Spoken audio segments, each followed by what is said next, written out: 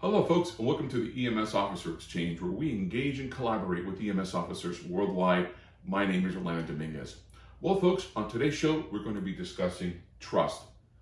Cultivating and promoting trust throughout the organization has to be at the top of the priority list for all EMS officers and other organizational leaders as well. But before we get started, let's see how the Merriam-Webster defines trust. They define it as assured reliance on the character, ability, strength, or truth of someone or something. Also, one in which confidence is placed. So if trust is so important, then why is it so difficult to go and build these relationships that eventually lead to building this trust throughout the organization for many organizational leaders?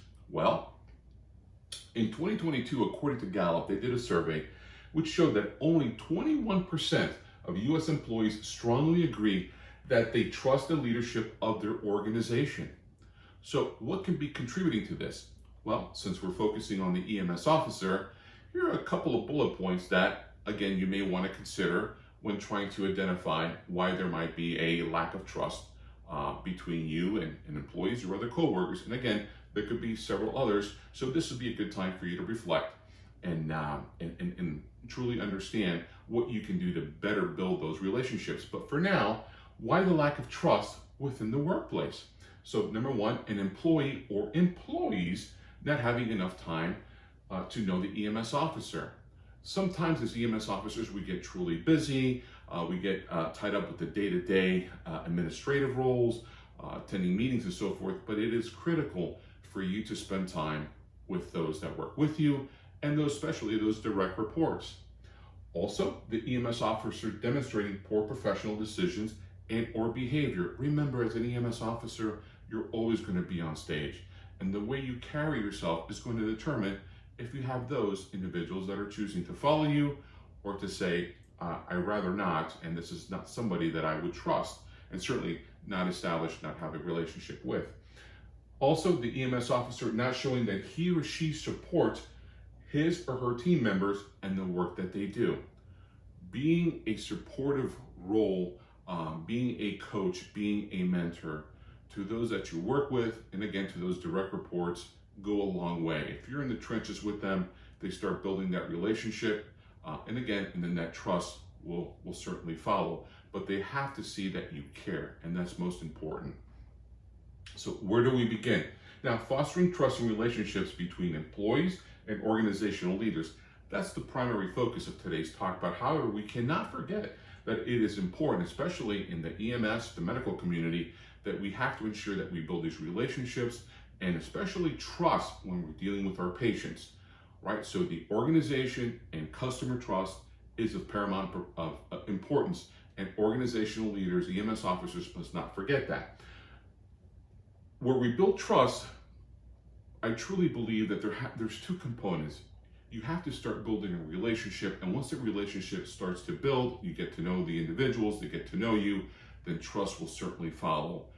You can certainly have a relationship, just a coworker relationship, or a relationship that you engage with on occasion, but you may not trust the person because you don't know them very well.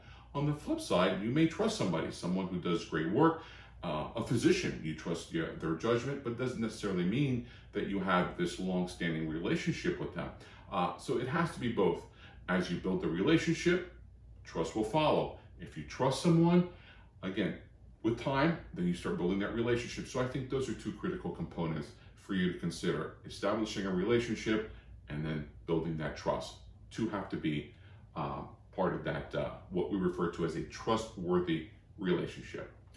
So how do we achieve organizational trust? Well, it all starts with creating and fostering relationships. Organizational trust will grow as more and more positive exchanges take place.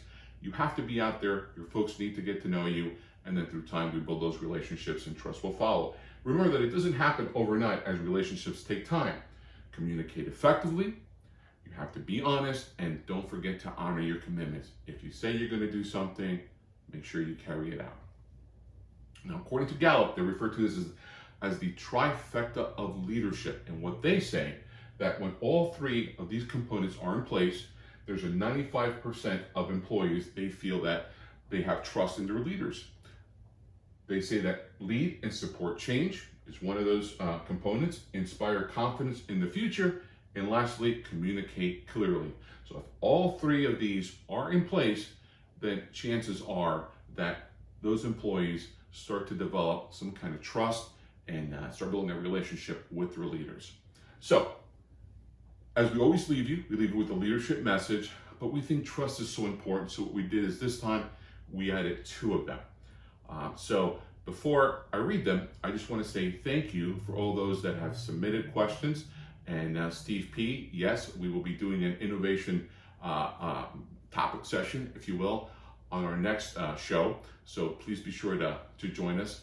I can't thank you all enough for all the positive feedback.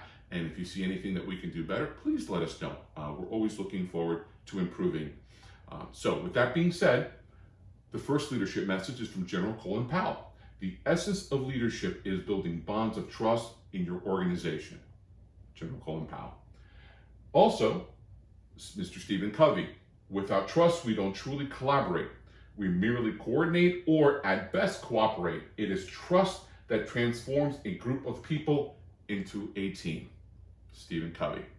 So, as I've mentioned before, please feel free to not only continue to join us here within the EMS Officer Exchange sessions, but also you can get many of the same topics that we discuss here, but in more detail. And you can find them in my bi-monthly column in EMS World.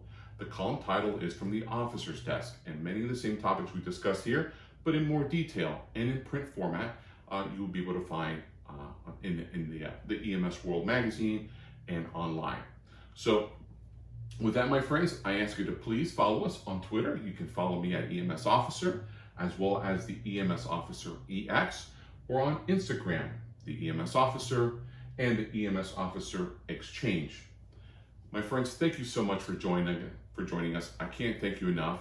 Thank you for what you do every day for your community. Please take care of yourself, be safe, and we look forward to seeing you again. Take care.